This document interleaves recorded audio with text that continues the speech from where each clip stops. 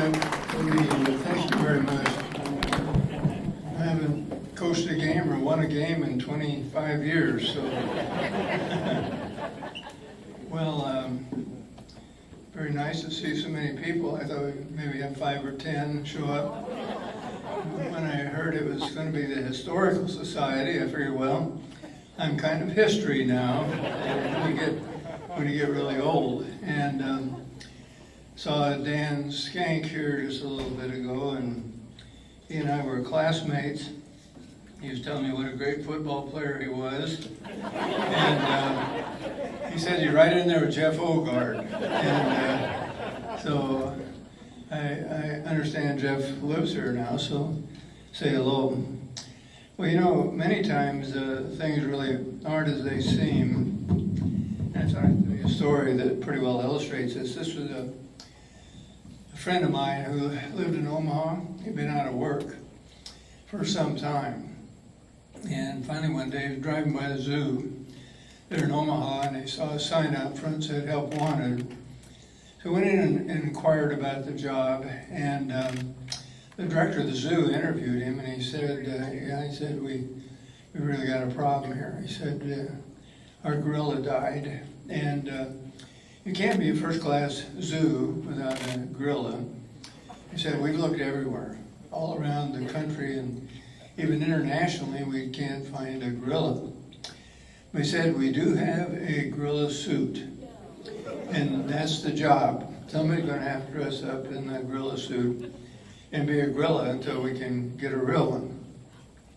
Well, this guy wasn't very wild about it, but he really needed work, so he said, okay. He said, I'll try. He took the gorilla suit home, practiced a little bit, came to work every day, and did the usual gorilla things, and nobody seemed to have any idea he wasn't a real gorilla.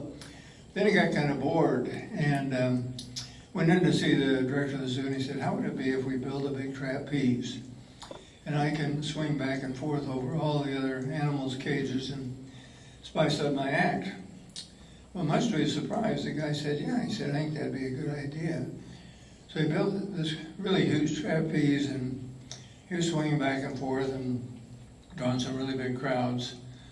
Then one day, a tragedy happened. The swing broke, and he fell right on his head in the lion's cage. And he was knocked out. And when he woke up, the lion was standing over him on all fours, looking right down at him. And of course, he began to holler for help. He said, help, help, somebody save me. And the lion looked down at him and he said, shut up, stupid, or you're going to ruin this for everybody. So anyway, sometimes things aren't as they seem. And I would say that's true here in St. Paul. You know, it was, I think you've grown some. You've certainly made some nice progress here, and I always have mostly good memories of being here. So probably one of the most striking memories I have was December 7th, 1941. I was sitting in my grandparents' living room here in St. Paul with my dad, and word came over the radio that Japan had bombed Pearl Harbor. And I don't remember that so much as I remember my dad's reaction.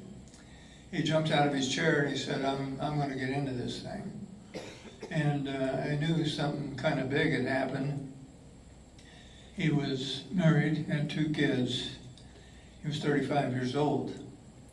He was beyond draft age, didn't have to go. But he took off, and he was gone for almost 5 years. And so my mother, myself, and my brother Jack moved in with my grandparents. And they lived here in St. Paul.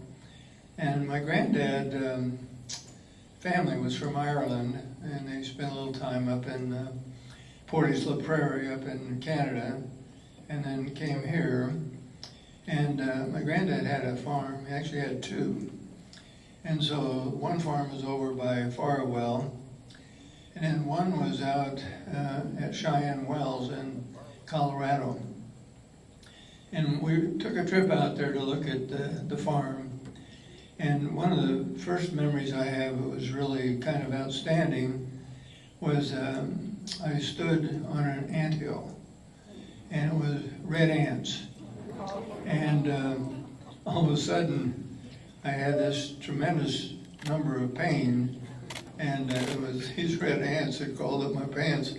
And I probably moved more quickly there than I ever did on the football field. But anyway, that was one memory that I have. And my grandmother's name was Mary Mortensen, and she was from Dannebrog. And so in her home there in St. Paul, we had a party line.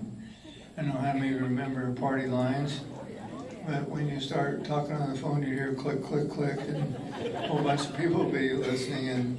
And so she spoke Danish. And when she was talking to her sisters, she was speaking Danish. And that was her way of circumventing all the eavesdroppers. But anyway, I certainly remember that as well. And so my granddad ended up losing both farms because of the Depression. And my mom taught school, country school, and lived with a family, as was kind of customary at that time, out near the rural school. And every week she gave her paycheck to my granddad to try to save those farms. And so it was a tough time in the 30s, the late 30s. And I guess one of the early memories I have is probably three. We were visiting in St. Paul at that time. And my mother had a dress that she had worn when she was very little. And for some reason I decided I'd put it on. So that was my exploration of transgender. And so my granddad ran a milk route. And he had 3 or 4 cows, and he had some pigs and chickens. And so he would deliver milk every day. And so I rode with him on the milk route and delivering milk in the dress. And a couple of people laughed at me. And I went home and tore the dress off and decided I was no longer going to be transgender. And so anyway, that's one way to settle the whole issue right there. So anyway, my mom's name was Irma. And so during the war, she worked in Grand Island at the ammunition plant. I remember standing out in my grandparents' yard one day and seeing the smoke rise down in Grand Island. They had an explosion there at the ammunition plant, and a lot of people died. And fortunately, my mom didn't die that day, but my dad heard about it, and he insisted she quit because he thought at least one of them should survive the war. And so she came back, started teaching school. So I started school here in St. Paul, and don't remember a whole lot about it. I remember a lady named Grace Potts. She was a teacher. Maybe somebody remembers Grace. Very nice lady. I don't think it was Grace, but one of the teachers there was teaching music. And she would stand in the back of the room, and she insisted that she could tell whether you were singing or not by whether your ears were wiggling or not. So if your ears weren't wiggling, she'd take a ruler and crack you over the head. So I learned how to wiggle my ears. And that's still one of the great skills I have even today. I can wiggle my ears. And so sometimes being a little bit tough as a teacher is a little more effective than people think, you know. I'm sure that teacher would have been fired today if she'd cracked anybody. So anyway, my dad volunteered to go in the Army, went in as a captain. And so he trained up in Canada for winter types of training, and then went over to England, and then landed in Normandy and D-Day. And then went in through France and Belgium. And the Battle of the Bulge was a tough deal, because I remember my mom coming home every day looking for a letter. There was no letter. And I know she thought my dad was dead, because she'd cry every night. And of course they were cut off in the Battle of Bulge and couldn't get mail out. And so finally we got that letter, and that was a tremendous relief. Went on into Germany and survived the war. And so eventually he came back. But when he came back, he was a stranger to me. I really didn't know him. And the guy that I did know was my Uncle Virgil. Virgil lived across the road. And I guess you might say he kind of took the place of my father during those periods of time. He taught me how to swim, taught me how to fish, taught me how to hunt, and we spent a lot of time in the Loup River, one place or another. And I guess I've had an interest in mentoring ever since, because there's no question that Virgil was my mentor at that time. And I always admired him. He was hunting every morning during the hunting season. And he worked in a bank, and the bank opened at 9. So he'd be out there at 6:30. He'd hunt for about an hour and a half, 2 hours, and get back, change clothes, and get to the bank by 9. And then he hunted all day on Saturday and on Sunday. And so he's an avid outdoorsman. And he also had a trap line.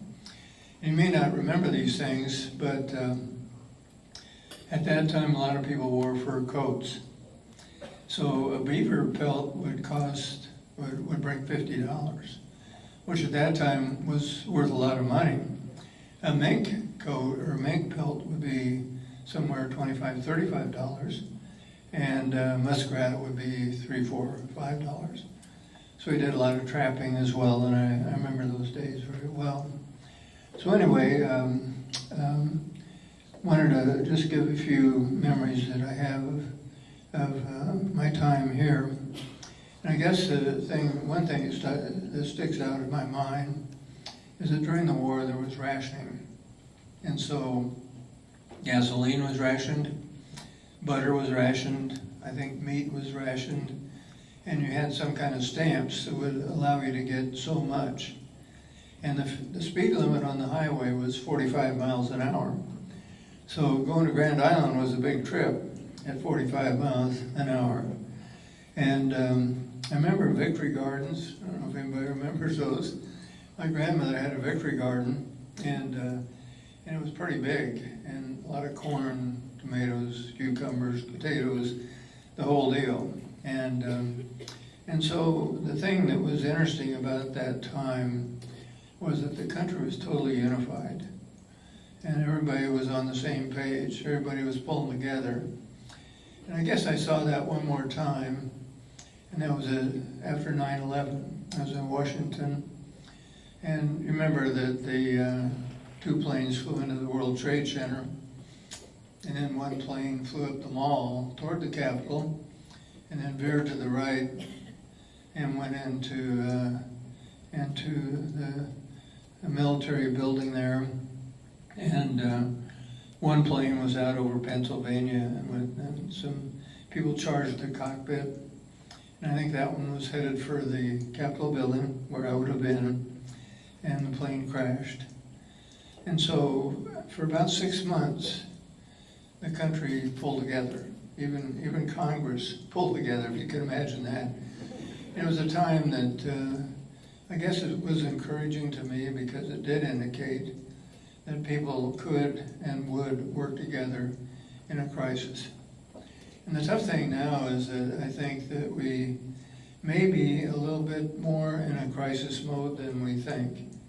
And so we've got a lot of fighting, a lot of infighting, a lot of things happening to our kids today that are disturbing, because the family stability has broken down significantly. When I first started coaching back in 1991, very seldom did we recruit a young man that wasn't living under the same roof with both biological parents. As time went on, that began to change. Sometimes we'd have to go to one town to see the dad, another town to see the mom. And then in many cases, there wasn't any dad. And sometimes there was no mom. And sometimes there was neither. And so I was spending a lot more time dealing with personal issues and off the field problems than it was with X's and O's. And so things changed dramatically. And so in 1991, I got in front of our football team one day and I said, how many of you guys be willing to serve as a mentor for a young guy in the Lincoln Public Schools? And 22 hands went up. And we didn't know what we were doing. We just went to schools. We said, do you think you've got 22 7th or 8th grade boys that'd be willing to have a football player as a mentor? And they said, yeah, we think we can do that. And so they matched them up, and and we just had to meet once a week in the school. Once a month we'd get them together. And as time went on, I began to get a little worried because they were going on 16 at that point. And at that time you could drop out of school at age 16. And so we got some money together, and we told these guys if they had trouble graduating from high school, pay your way to college. And so it went on, and they went into high school, and we were surprised and gratified that out of the 22, 21 graduated on time. The one that didn't graduate on time was riding dirt bikes around the country and making some money. So a year later, he did graduate. So they all graduated. The thing that really surprised us was that of those 22, 18 went on to college. And so we thought, well, maybe there's something to this, because we thought maybe from that population, 4 or 5 might go to college. But when 18 went, we thought, well, this is worth doing. And so we expanded in Lincoln, and then throughout the state of Nebraska, and then into Iowa, into South Dakota, into Wyoming and Kansas. So we've been mentoring about 10,000 kids.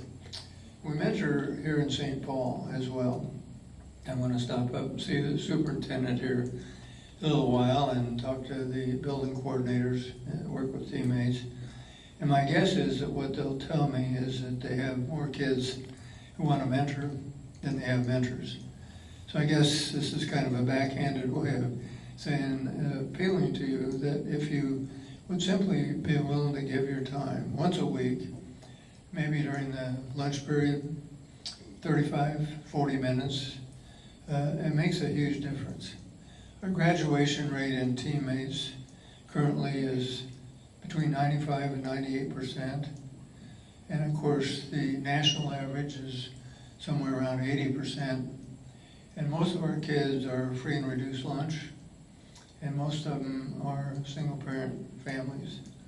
And from that population, you'd expect it to be probably closer to 75%. And so we really appreciate your help. And that's not why I came here. I just came to reflect a little bit on some of the things that I remember from St. Paul. So I mentioned the Victory Gardens, and then I remember we had a scrap iron drive. I still have a photo of, must have been 2nd or 3rd grade, maybe Dan was in it, and we had a great big pile of scrap iron that it was pretty impressive. And of course they melted that scrap iron down to make Jeeps and trucks and tanks. And so that was our 2nd or 3rd grade contribution to the war effort. I remember that one of the things that we played almost all the time at that time was war, whatever that means. And so we were always at war with the neighbor kids. I remember one time we had a neighbor named Harvey. Maybe some relatives of Harvey are here today. And I filled this can full of mud to make it look like a shell. And one of the Harveys was creeping along behind a hedge. And I gave it I heaved it, and came down and hit him in the back. And that started a neighborhood ruckus. And I remember one time some guy threw a rock from a considerable distance. I didn't even see him. The rock hit me here and cut my head open. So it was kind of, I guess it wasn't a real friendly type of play. It wasn't the normal things that kids in the 1st grade, 2nd grade do. But that was all that we saw in the newsreels. And that was always uppermost in people's minds. And it probably wasn't a real healthy thing. And probably as an offshoot of my war effort, we had a neighbor, and for some reason I had it in my head that I'd like to throw a brick on top of their house. So I went over there, and usually I'm a pretty good thrower. In this case, I was short. And the window came down through a window and crashed. I went home and told my mom what happened. And she got a hold of me by the ear and marched me over there. I thought I was going to die. And so the dad came to the door, and he said, no, he said, I've already put a pillow in that broken window. I said, no problem. And I couldn't believe it. And so I guess I understood true grace at that time. But my mom wasn't going to let me get by with something like that. And so, anyway, one last thing I might mention to you is this, that during that wartime, there were only two of us in my class that didn't have dads at home. Because our dads... I hope this isn't dying.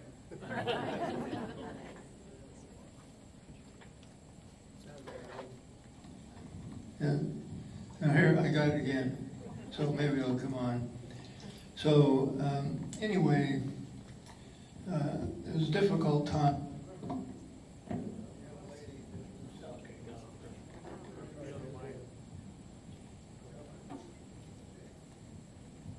Thank heavens for a spare, you guys are prepared. So anyway, this girl's name was Sandra Lee Grossert. I don't know if anybody knows Sandra Lee Grossert. And her dad was in the Army, and my dad was gone. I think everybody else had a dad at home. And I remember feeling very inferior about that. And I remember at night having nightmares about the German troops marching down the streets of St. Paul. So I think it was on the one hand, I had a good support system, but on the other, I know that there was a lot of insecurity that came from that, and I think a lot of kids suffered during that period of time. But at least they had family around them, and so many kids today have difficult times without a whole lot of family support. And so that's why I've been very interested in the teammate thing. Just a couple other thoughts. I remember growing up and watching the high school football games. There's a guy named Gracky. I don't know if any Grackies are here, but he was a good running back, and he still stands out in my mind. But then the thing that I remember best was the halftime. There was no band on the field usually, and so all the kids went out there and played this game called Tackle the Guy Who Gets It. So they had a football, and then somebody throw it up in the air, and whoever got it, everybody tackled him. And it wasn't very fair. And so I got the football, and they planted me right on my face on the yard line, and it wasn't chalk, it was lime. And I remember I couldn't breathe and I couldn't see, and I thought I was going to die.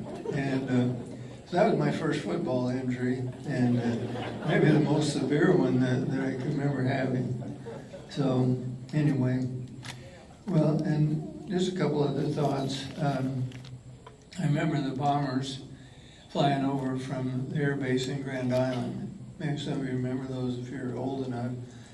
And I could see the faces of those guys, the tail gunner and some of the pilots, because they were very low. And I know what they were doing was they're running practice bombing runs, probably on St. Paul. Thankfully, nobody pulled the lever, but I remember those things very well. But anyway, my memories of my time here are certainly good.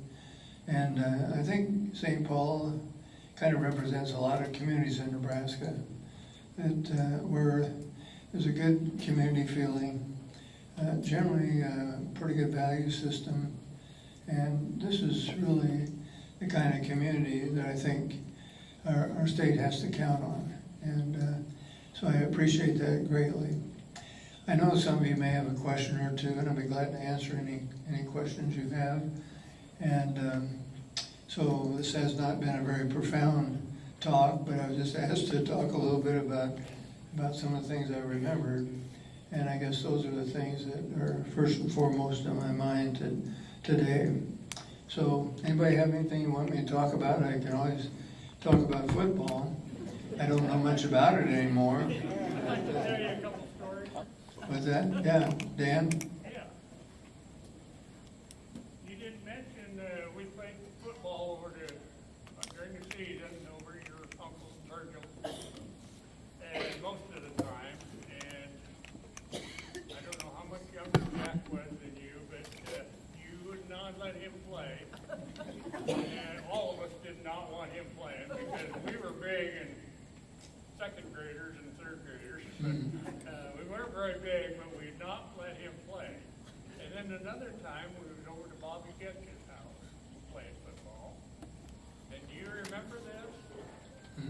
Bobby caught a pass from either you or me, and I don't remember, or maybe he just run with the ball.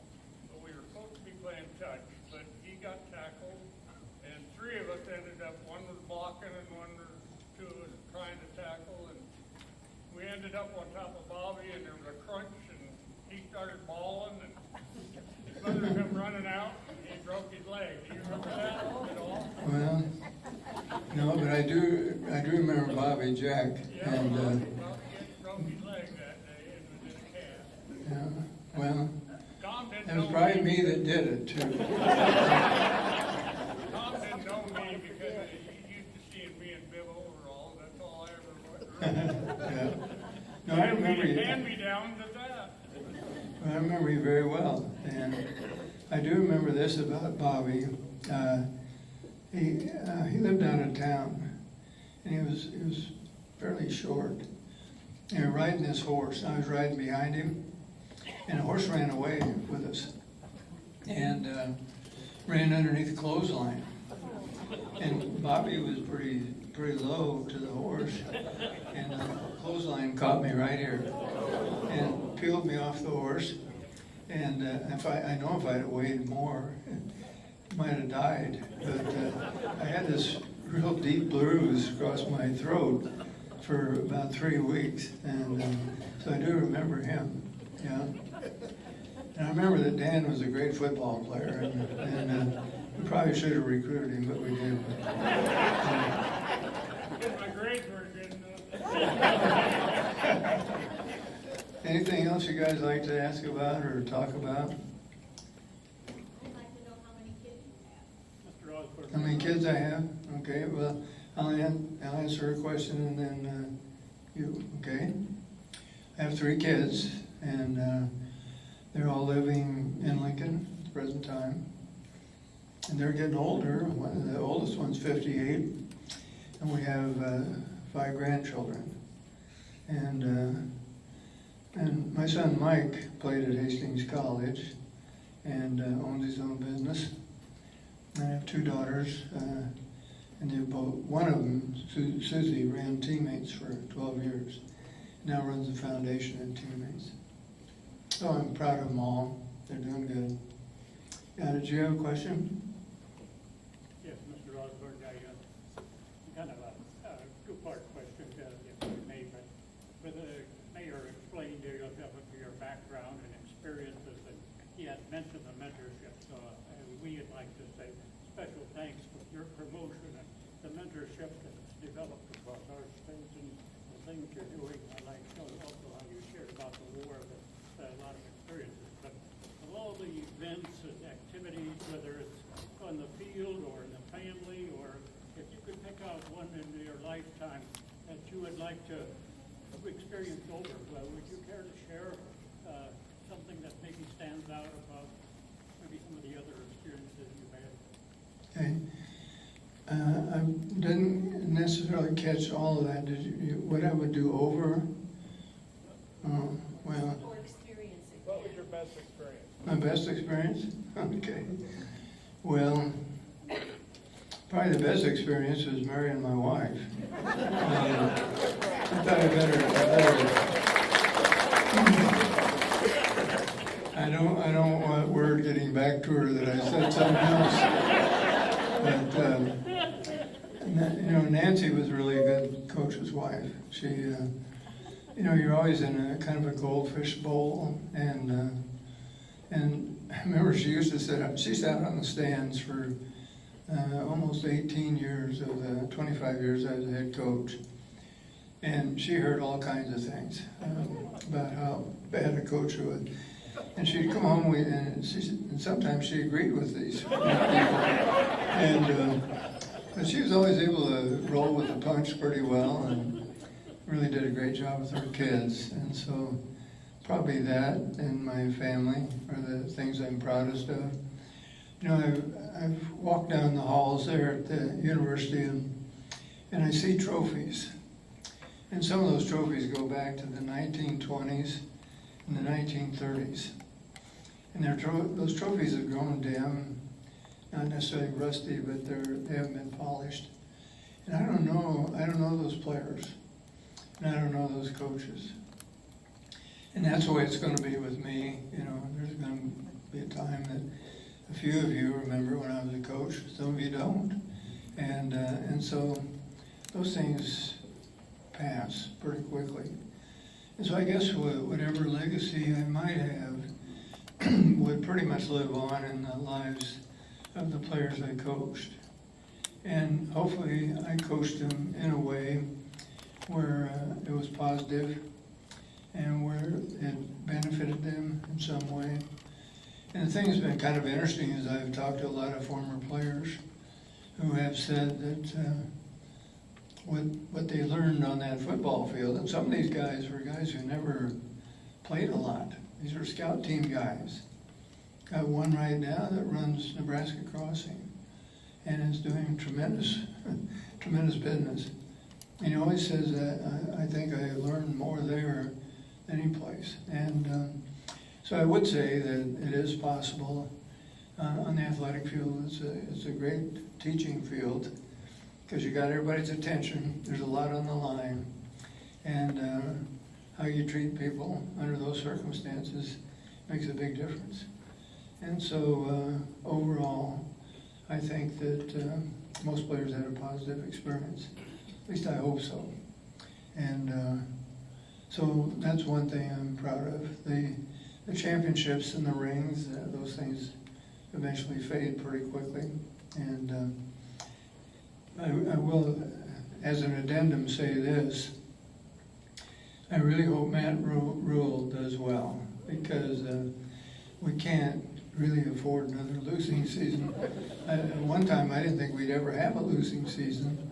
We went 42 years without a losing season, and we won more games than any other college football team.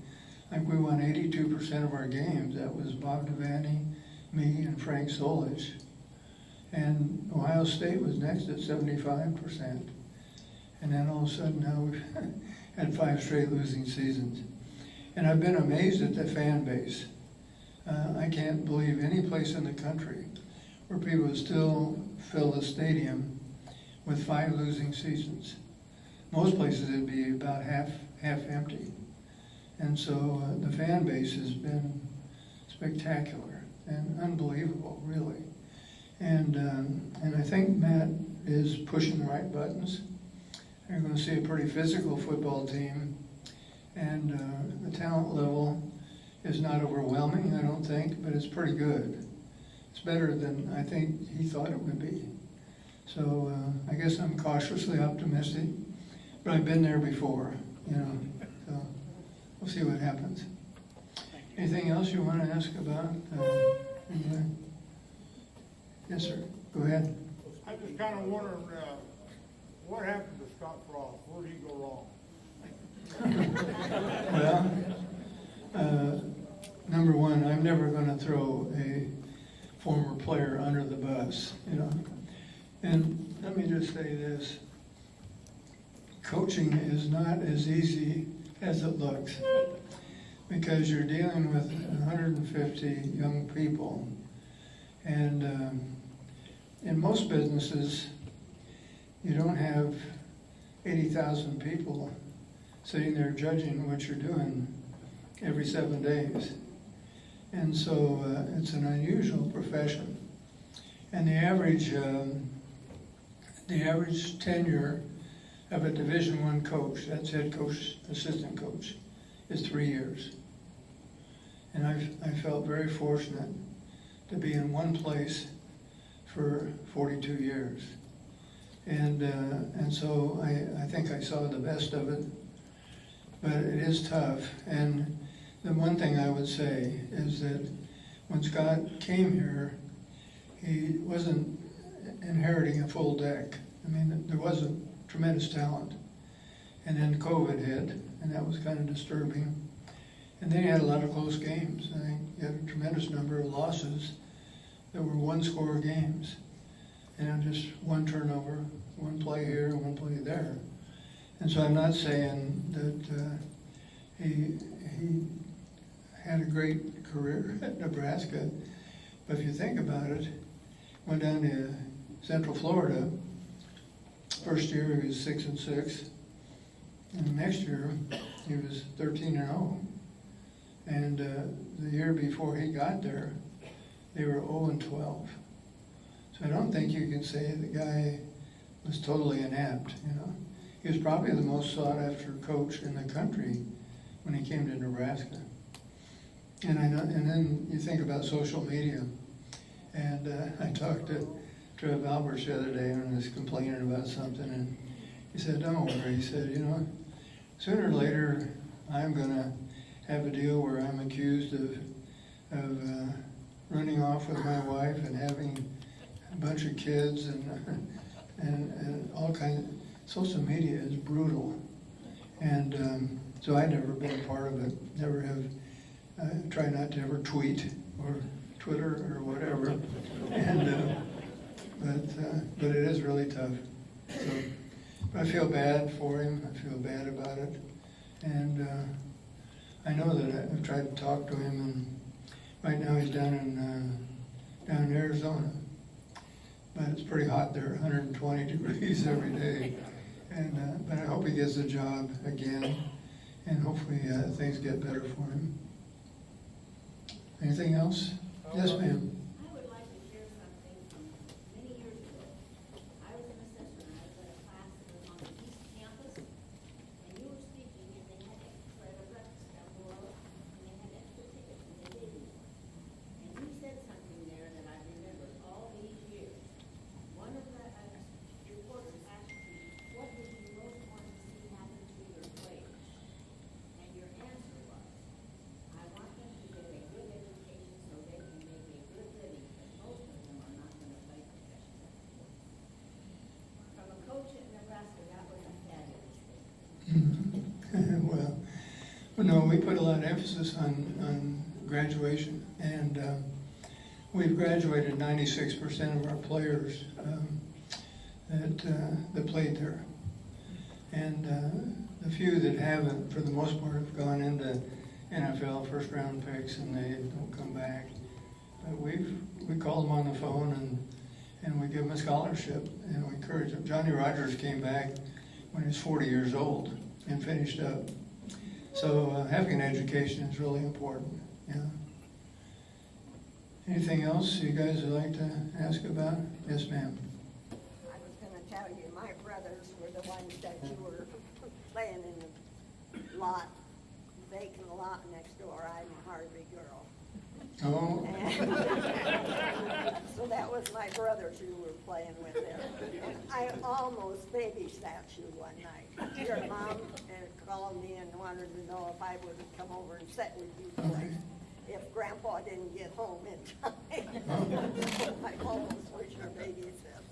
well, if you'd come over to bed, you could have gotten even with me. So, you tell Billy, is it Billy?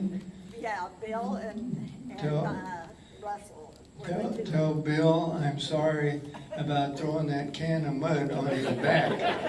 Well, he's no longer with us. Oh, is that right? Russell or Okay. gone. Well. But we watched every football game from then on. Yeah. Every one that you were Yeah, I coaching. remember him well. Yeah, I Yeah. remember. And I wish you could have been a babysitter. You might have straightened me out a little bit. I know. Yeah. Well, your mother was my seventh grade teacher for a while. I don't know where she went to, but she wasn't there the full year of that. Anyway, that's the boys were. Well, thanks for being a voice out of the past and kind of straightening people out here as to what kind of a person I really was. Okay, maybe one or two more questions. You guys have been very kind. Yes? Thoughts on the transfer portal and how it's affected college football? Okay. Well, you want to know about the transfer portal and the NIL, name, image, and likeness. And so often people are saying, well, it's just like the NFL now, it's like pro football. But it really isn't, because in pro football you have contracts. Right now with the transfer portal, any player can leave, go anywhere he wants, and be immediately eligible. So you can see some tremendous swings. If you lose 4 or 5 of your best players, it can mean you're a mediocre team. If you happen to get 4 or 5 really good players, you can all of a sudden be a conference champion. And I think that instability has got to end at some point. And I think the thing that's got to happen is that the conferences, maybe the Big Ten, the Southeast Conference, are going to be the 2 dominant conferences. Maybe get together and say, these are the guidelines, these are the things we can live with.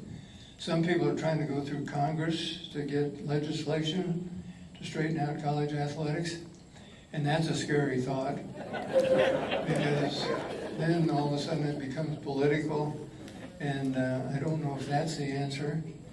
And of course on NIL, name, image, and likeness, for years and years and years, it was illegal to pay a guy any kind of money for being a good football player. And now, almost anything is legal. So if you want to buy him a car, you can, and whatever. And so the thing that's difficult about that is your offensive linemen aren't going to get much NIL money. Your starting quarterback will. A guy with an unusual name, there was a guy named DeColdest Crawford on the team last year. Some air conditioning company paid him NIL money because his first name was DeColdest. And so, and maybe a receiver will get, or pass rusher will get NIL money. But how do you maintain a locker room and everybody moving in the same direction when you got some really important parts of your team that don't get much at all, and other parts that maybe sometimes guys aren't even playing and they're getting a lot of money? And so I'm concerned about it. And I think at some point, some organization, and maybe it'll simply be, we used to have a college football association. And so the college football playing teams, the major schools got together. And so they said, you know, we shouldn't be giving all of our money to the NCAA. So Georgia and Oklahoma initiated a lawsuit, and they got the rights to television broadcasts for football given to the schools. And I can see some kind of an organization like that happening, and they're saying that let's make the rules that everybody can live by. But so far it hasn't happened. So. Okay, one more question. We'll call it a day. Okay, yes, sir. Okay. You have any distinctive memories from the championships?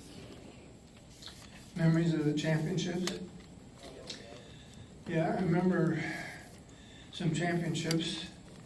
I remember some championships we didn't win. And there were 2 that we didn't win. One was in 1983, at the end of the 1983 season. Went down and played Miami. I think we got behind 17-0. And clawed our way back. Mike Rozier got hurt. Of couldn't play anymore, and ended up going for 2 points at the end. And normally that's a throw that Turner Gill makes easily, but it was on the back shoulder. Guy lunged, got a fingertip on it, and that was the difference. So we didn't win the championship. At the end of the 1993 season, we went down and we played Florida State, and we were 17-point underdogs. And they had a great team, Charlie Ward and all those guys, and we really played hard. And we had a punt return for a touchdown, and I'll guarantee you nobody touched anybody on that punt return, and for some reason it was called back. And they fumbled at the one into the end zone. We recovered it, but it was awarded a touchdown. That was a 14-point swing. At the end, we missed a field goal, but we didn't win a national championship. And I was glad for Bobby Bowden, because that was the first championship he'd won. And Bobby's a great friend of mine. And in '94, of course, we did win championship, and Miami had only lost, I think, 1 game out of 60 home games over about a 10-year period. And so you were playing them on their home field. And that was a pretty big advantage because of humidity and all that kind of thing. So we came from behind and won at the end of the game. And that was mostly because that team was probably more focused than any team I ever had. '95, we beat Georgia, we beat Florida, something like 64-20 or something like that. And they were undefeated. And that was our best team physically. It was also the most controversial team, because that was the year we had Lawrence Phillips. And the national press decided that Lawrence Phillips should have been kicked off. But Lawrence was charged with 2 misdemeanors for pulling a young lady down some steps. The evidence was that he didn't hit her, and I suspended him for 6 games. He didn't start 2 others. But at the end of the season, he had the best scrimmage, so he started. But we had 4 running backs that anybody could have played for, could have played for anybody. And so I don't think that was a difference in 40 points, you know. But we had that year. In '97, we were undefeated, and we beat Tennessee, Peyton Manning. And they still tied. They gave us a tie, and I think it was Michigan beat Ohio State, and not Ohio State. They beat Washington State, and I think Tennessee was probably a little tougher team than Washington State. But anyway, it was a tie, and we were undefeated. So yeah, I remember them all, and I think you're just quizzing to see if I really could remember. So anyway. Thank you guys for coming, and appreciate it very much. And you're very kind to be here, and have great memories of this place. So thank you.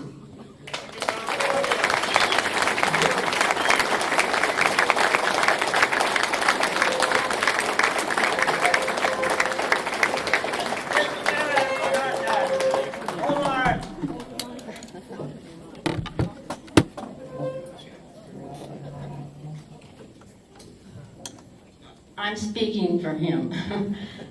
As members of a local historical society, we wanted to say something of Tom. We wanted something of Tom's, maybe an extra necktie or something for our village. So I called Tom's cousin, a former resident and classmate of mine at St. Paul High School, Jeannie Welsh Reynolds, who is here today. When we got this word that Tom was coming to St. Paul, it was beyond our wildest dreams. It reminds me of our dad telling us about coming to St. Paul to the baseball field and see what the Major League Baseball Hall of Famer Grover Cleveland Alexander could do with the baseball. Oh, we have another babysitter in our group of Tom Osborne. She's also here. Can you stand up? Oh, there she is, Irene. Irene Ambrose Meyer. Maybe some of you remember her. Would you like to say something, Irene?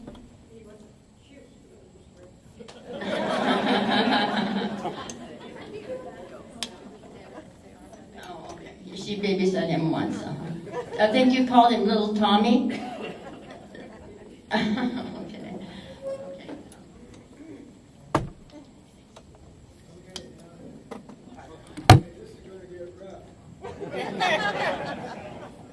I want you to have that if you want Okay. it.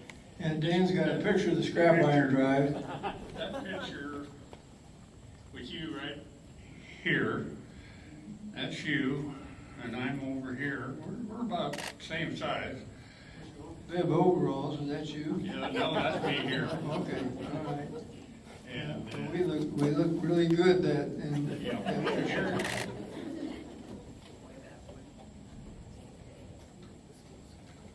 You're the one all dressed up, and I'm the one in the old, Oh, okay. little overalls. Yeah, yeah, Dan didn't dress up for the picture.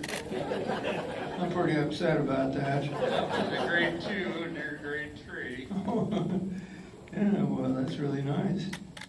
I remember a few of those folks. Yeah, that's great.